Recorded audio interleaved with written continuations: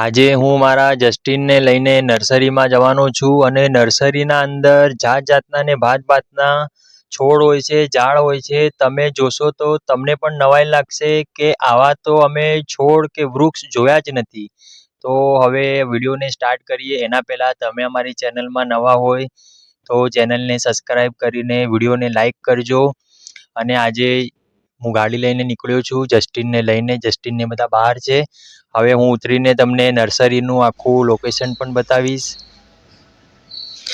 અમે નર્સરી આવી ગયા છે. ગાડી અહીંયા સાઈડમાં પાર્ક કરી છે અને હવે નર્સરીના અંદર તમને જે વસ્તુ બતાવવાની હતી એ વિડીયોના સુધી બન્યા રહેજો, જેથી કરીને તમને જે માહિતી હું આપવાનો છું એ માહિતી તમારા સુધી પહોંચી શકે. એવી છે કે નર્સરીના અંદર જઈને જે આપણને આનંદ થતો હોય છે અને સુધીમાં બીલીપત્રનું ઝાડ કે ગુલાબનો છોડ કે કમળનો છોડ કે એવા જોયા છે. પણ હું આજે જે નર્સરીમાં આવ્યો છું એ નર્સરીના અંદર ઇન્ડિયા સિવાય આઉટ ઓફના પણ ઘણા છોડ છે, જે તમે વિડીયોમાં જોઈ શકો છો.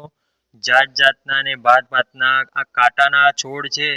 તમે જુઓ એટલી જાતના કાંટાના ઝાડ પડ્યા છે અહીંયા કે આપણને તો અમુક નામે નથી આવડતા.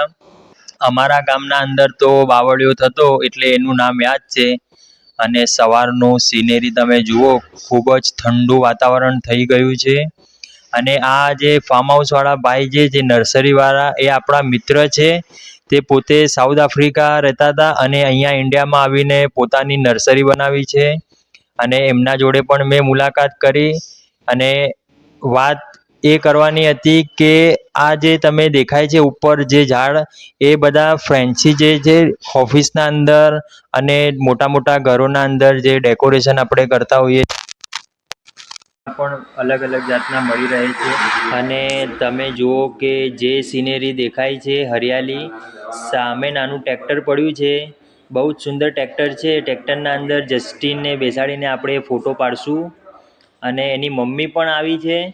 એની મમ્મી ત્યાં ગુલાબના છોડ પાસે ઊભીને ફોટા પડાવી રહી છે. અને હું અહીંયા તમને લાઈવ લોકેશન બતાવી રહ્યો છું કે જેથી કરીને તમે તમારા ઘરના કોઈ પણ છોડ કે વૃક્ષ લેવા જાઓ તો તમને એક જાતનું નોલેજ હોવું જરૂરી છે કે અમે આવા ટાઈપના કાંટાના ઝાડ કે ગુલાબના વૃક્ષ કે ગમે તેવા ઝાડ અમે આવા જોયા હતા અને એવા ઝાડ અમારે તમારા પાસે લેવા છે, એવું તમે નર્સરીવાળાને વાત કરી શકો છો. એટલા માટે આજે આ ટ્રીપ કરી છે નર્સરીની કે ઠંડીના સિઝનના અંદર ઘરના આંગણે નાના મોટા છોડ વાવવા જોઈએ આપણે.